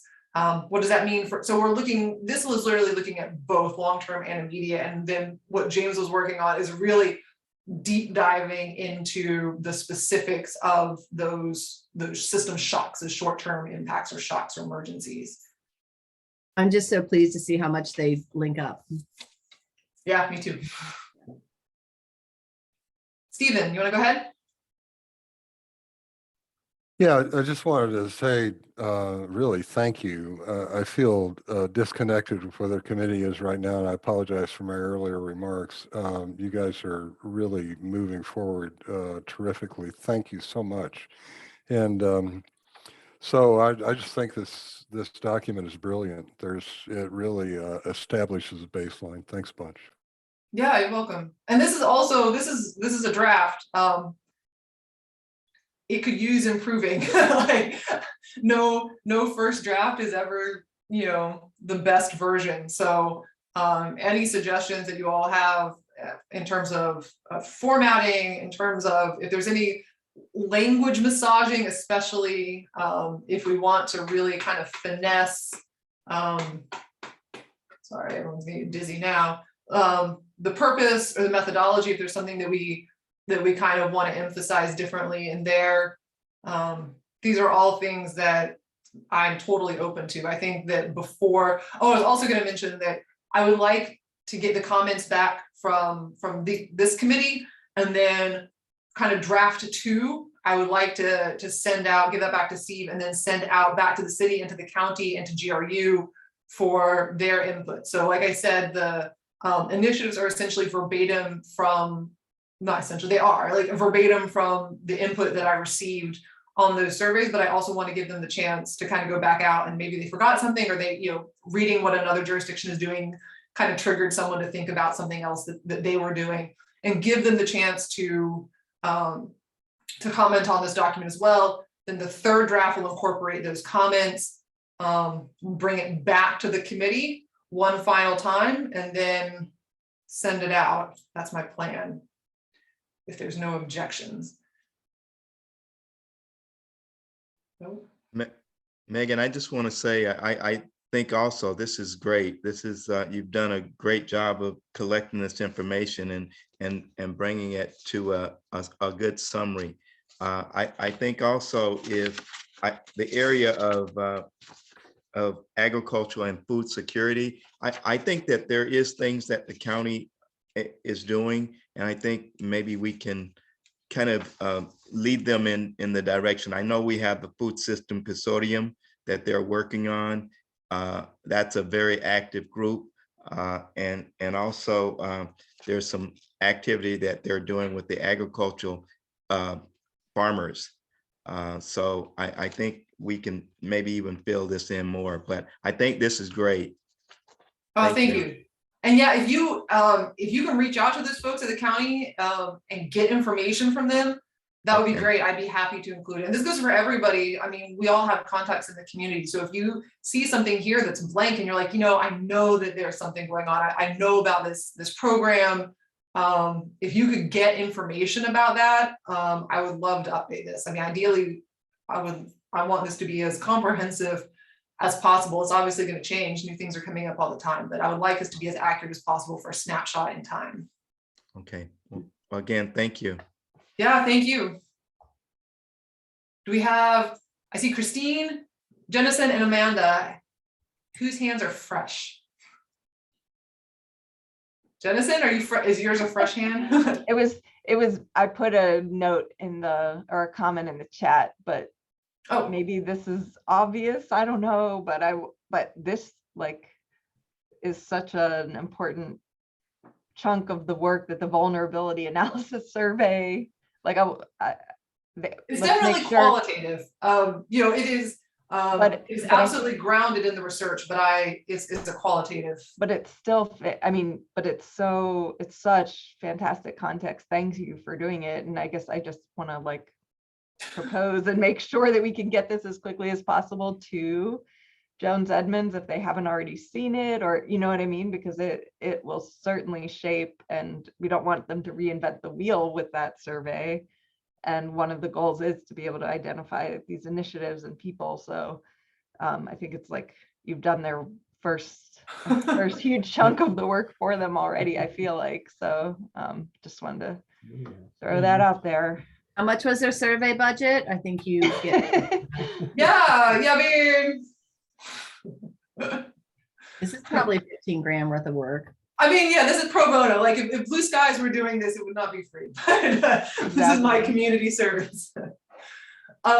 Steve, I have no problem sharing this with Jones Edmonds. I don't know what their timeline is. I would prefer to share it with them in as polished a format as possible. But if the timeline to get that survey done is tight, I'm not opposed to sharing it with them in kind of more of a draft form. Yeah, I'll talk with them as well as figure out the timelines to know whether a rough draft is better early or a polished, a couple months from now. So we'll chat about that and see what works best. Sounds good. All right, Amanda. I think that this is great, and I want to thank you for all of this work, this amazing information. One thing that I've been working on with the city for the past 6 months or more is a food waste reduction and recovery program related to the upcoming zero waste ordinance. So that intersects some of this stuff. And even if the ordinance doesn't pass that we've been working on, I think this program will continue. And the other thing is, the county has looked at requiring procurement of local soil amendment to use on county property land. So that's something Steve and I have talked about. And I think that's really important to close the loop and support local businesses and to emphasize the importance of using soil amendment, and especially if it's created from our food scraps from our own community. So that's something that I think should be highlighted, because it might be something that county does this year, or at least they're looking into it. Can you send information to Steve about that, both about the initiative that you're working on with the city, as well as the soil amendment initiative also? Because even if those don't pass, if we can put them in upcoming, we can capture that this is something that we are trying to do or want to do. Because none of those, I don't think either of those made it onto the list, actually. Megan, I think if you look at the draft I sent you this morning, it added at least the county initiative into it. Yeah, Steve knows. Yeah, he was going to add that, and I can give you a little information about the food recovery program. That'd be great. And the soil amendment, I was in some of those really early meetings, like a year and a half, 2 years ago. And I think Stacy Greco was there with the county. And anyways, so I have some of the backstory or information about that, like the attempts to bring a compost production facility here that would close the loop. So I have a question for you all. I mentioned how much I like Jane's graphical display. So this part would actually lend itself fairly well to that sort of cascading diagram. It would probably end up being a graphic that might fit if we go landscape mode. This feels kind of busy to me. I think the information is all relevant. I want to make sure to include that information, but I'm not sure that this is the best way to display it in a way that shows the relationship and also provides at a glance. Is there any feedback on that? Do you like this format? Or would you like to see something that tries to do it graphically? If I can. I think a graphical depiction is a little easier to understand, quicker to understand. Yeah. My little thing I note here is the sectors. Mhm. If we use some type of little image to represent the different sectors, I don't know how many there are. Like you 8, just- I think. Then like next to the adverse impact, then you would just drop in your energy built environment little indicators. It's good. Then Yeah. real quick, you'd be able to see, okay, which ones are affected instead of having to have a whole nother block, right, for sectors, if that makes Yeah. sense. No, that makes sense. Actually, it's a good idea. Because yeah, that's manageable. You said 8. Yeah, I think it's 8. I mean, I could do it as icons. I could even do it as colors, although icons are a little easier, quicker to understand as long as they're. Yeah, and then if it's a slide, maybe you'd have them on the bottom just so that they're displayed, so you can look up and see. Yeah. All right. Any other thoughts on this before we move on? Nope. Seriously, send suggestions to Steve. No, nobody has done any work on this except for me. So you're just like in my silo. I'd like to expand it beyond my silo. All right. Stop screen share. So the next agenda item is items for the next agenda. So Steve already mentioned that we are going to have a presentation from Jim Grice on the county emergency management plan, and he sent that document out. I mentioned earlier that it's quite extensive. I just checked, it's 135 pages. And they look at hazards, wind from tropical cyclones, flooding, hazardous material spills, nuclear reactor incidents, that's not applicable, civil disturbance. They have mass migration is not applicable. I think we might be able to argue that should be something that's up for consideration potentially if you're looking at a storm event that heavily impacts the coast.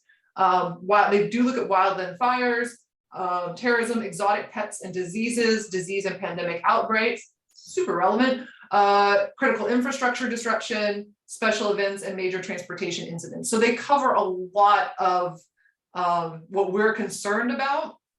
Like I said, I think a lot of the societal disruptions are things that I haven't read a full disclosure, I've not read all 135 pages. I suspect that maybe the social disruptions are things where it may not be as rigorously covered in the emergency management plan, but we are by no means starting from scratch. This is a really comprehensive document that will address, at least in part, a lot of our concerns. So that will be up for next meeting. I'm sorry to interrupt. Can you tell me again who that is giving the presentation? I didn't catch the name. Jen Grice, Jen, last name Grice. Yeah.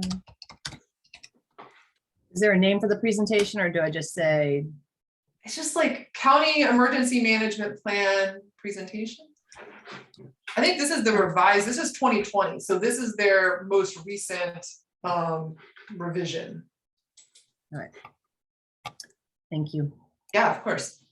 And then we also Did- have, oh, who did I cut off? Do we have access to that document? Or has it been sent to us? I can't find it. I think Steve sent it, maybe Steve or Stacy only sent it to me. I thought Heather had sent it. So if not, I will send it out to everyone again. Would you That would be please? great. Thank you. So 135 pages is a lot. I don't expect everybody to read 135 pages, but it would be helpful for us all to have at least perused it and be familiar with kind of what topics are covered, so that when Jen comes, we have a basis for that conversation, and be thinking about that emergency management plan in the context of the work that James has done compiling our disaster scenario assessment. So what the county is already planning for compared to what we've come up with as being relevant concerns in these shocks, immediate impact shock scenarios. And then also the public outreach survey for the vulnerability analysis that Jones Edmonds is putting together, that is listed as a potential item for the next meeting. Steve, can you elaborate on that? Did you manage to get someone from Jones Edmonds to come and talk to us? Yeah, they'll be coming, and Jennison talked a little bit about this earlier in the meeting. Oh, sorry. She was able to meet with them and staff to give a little kind of get some ideas of where they're headed. They're gonna try to have something completed by the end of the month, I believe, a draft. I'll try to get that draft to everyone so that everyone has something to look at when they come and talk with us next month.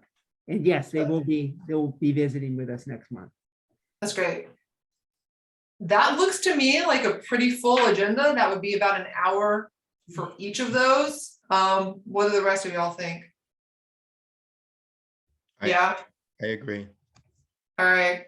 Steve, let's leave those as the only two items for the agenda, please. That way we have plenty of time to delve into it. Thank you. All right, meeting recap. Here we go. Let's see, y'all correct me if I missed something of the to-dos, the recap to-dos. Going back to the hyperlocal climate disaster shock impacts, is that the committee has said that they would, the CCAC has continued to provide input to help develop the tool. On the climate change initiatives, I have that the CCAC will provide input on the document before it's sent out to final draft. Megan, does that correctly capture that? Yeah, or at least before it's sent out for the second draft. Like I would appreciate y'all's input. If you can get it to me in the next 2 weeks, or I guess get it to Steve in the next few weeks, that would be great. Just so I have a chance to incorporate that and then send it back out to staff for city, county, and GRU, so they have a chance to make any comments that they'd like on it before it goes out more widely. Okay, good. And related to that, I have that Amanda will provide more information on the soil amendment. John will reach out to the county to get more information on food security programs. Jumping back up to community engagement, I have us kind of on pause until we hear from Jones Edmonds on what's going on with the survey. If you all feel we need to be doing differently, Jennison, what do you all think? Should we do something different, or can we just hold until we see what they're doing? I think it would be good to move forward as in parallel to the extent Okay. that we can. But just for everyone on the committee to be thinking about what we want to see ideally to get out of the vulnerability analysis that would link to our community engagement goals and work. So that we can have that discussion with them when they're here in February at our February meeting, because they're coming, or they said we're looking for and anticipating feedback, and we will try to address all the feedback we can within the scope of their work. So the better prepared we can all be, for thinking about what we're looking for out of that survey. And like Stephen said, they said they would share the first very rough draft of the survey instrument within the next 2 weeks, like before the end of January. So we'll have time to review that before they come. Okay, so let me know if I capture this correctly. The CCAC will prepare individual comments on what the group wants from the vulnerability analysis prior to meeting with Jones Edmonds. Does that get it? If others want to add, I think it's specific to, like, as it relates to our community engagement specifically. Yeah. Because it's that opportunity that we don't want to miss. We want to coordinate with our communication planning. Okay. So this is, From the community engagement portion of the vulnerability analysis. Yeah. Okay, got it. and this is comments on the draft, right? So you're asking that once they send the draft, I guess Steve will distribute Jones Edmonds draft to the committee, and then we will provide comments on that draft prior to our next meeting.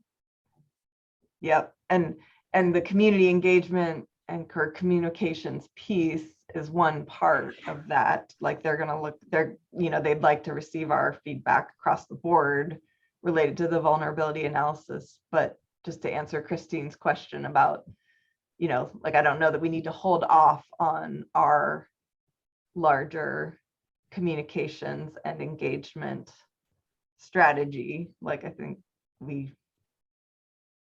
it needs to happen independent of, but parallel with that vulnerability analysis. And there's a community engagement component of that. So just trying to think about it in that context. Okay.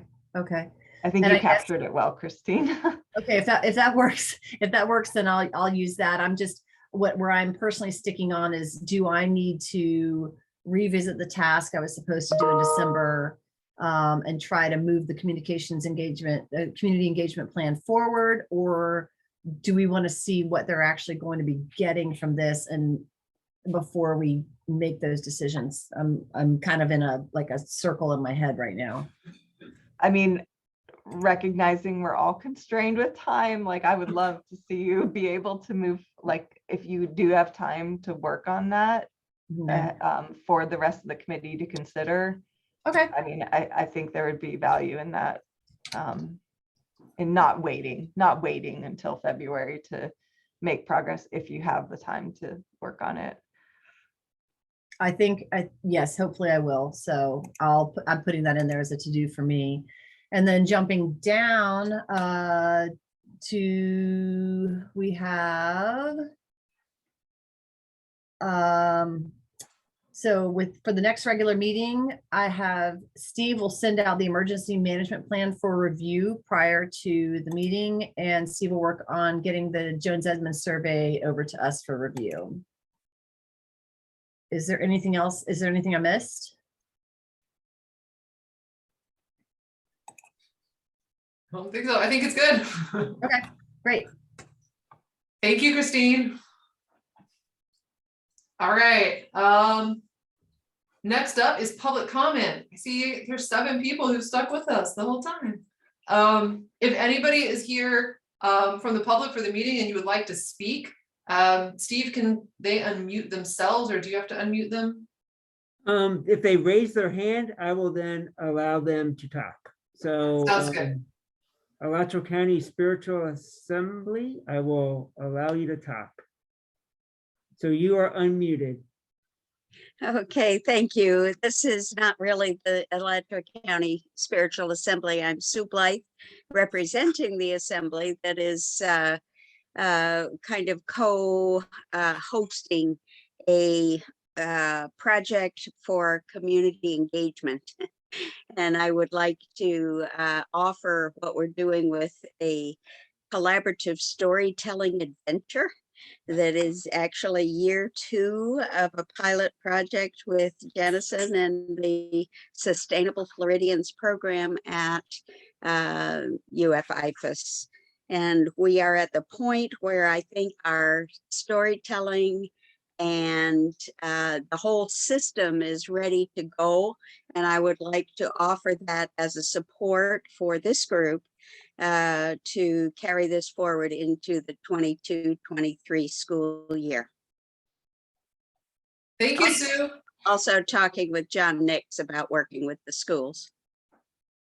Do you want to describe a little bit more about what this project is for those of us who aren't familiar?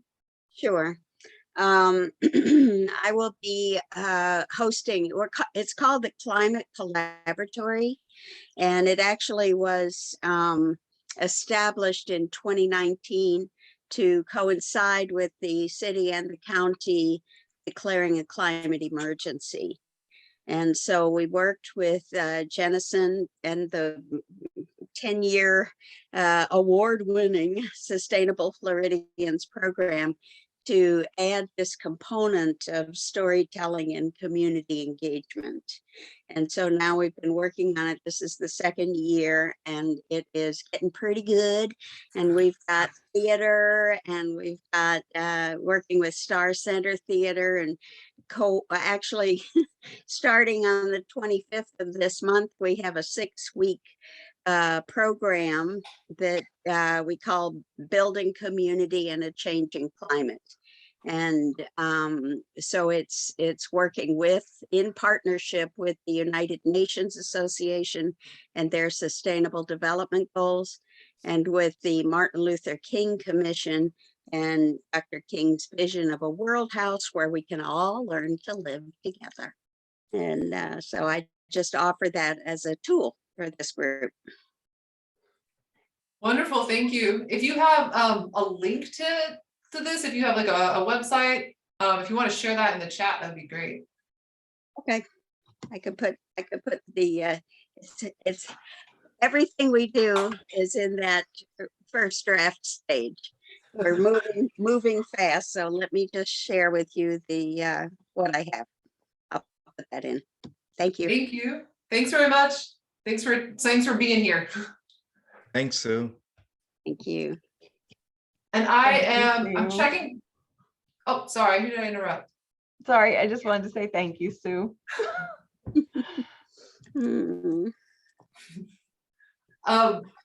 So I'm checking the chat also. Mackenzie Griffin, I know maybe she doesn't want to speak, but did post to the chat, said she wanted to offer her help targeting the student population involved in sustainability work when that time comes. So she's part of the Sunrise Movement in Gainesville, as well as a sustainability related student organization. And they have a group chat linking several climate and sustainability organizations. And she sent her email and said, feel free to reach out anytime. So it sounds like we have a good connection to the UF student population there. Oh, thank you, Sue. So we have the, she just posted the link to the climatecollaboratory.org. Do we have anybody else in the with us, members of the public who'd like to speak? If so, just raise your hand, please. Nope, not seeing any. All right, well, thank you everyone who's here, who stuck with us. We always appreciate your input. We appreciate your support. For members of the CCAC, before we close it out, do we have any final comments? Nope. All right.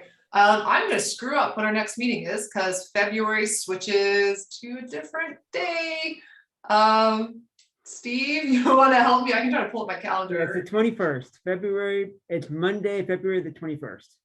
Excellent. Monday, February 21st. And we'll go, that's already scheduled for digital, for Zoom. keep it Zoom. My thought here was that February and March were always going to be kind of workshop formats. So we go ahead and keep that. And then in April, we take a look at where we are with COVID and get everybody's evaluation comfort levels. And at that point, we have a conversation about whether we want to do our April meeting in person. Hopefully things will be looking better by then. All right. If there's nothing else before we close, then this will adjourn the meeting of the CCAC. We will see you all in February. Thank you very much.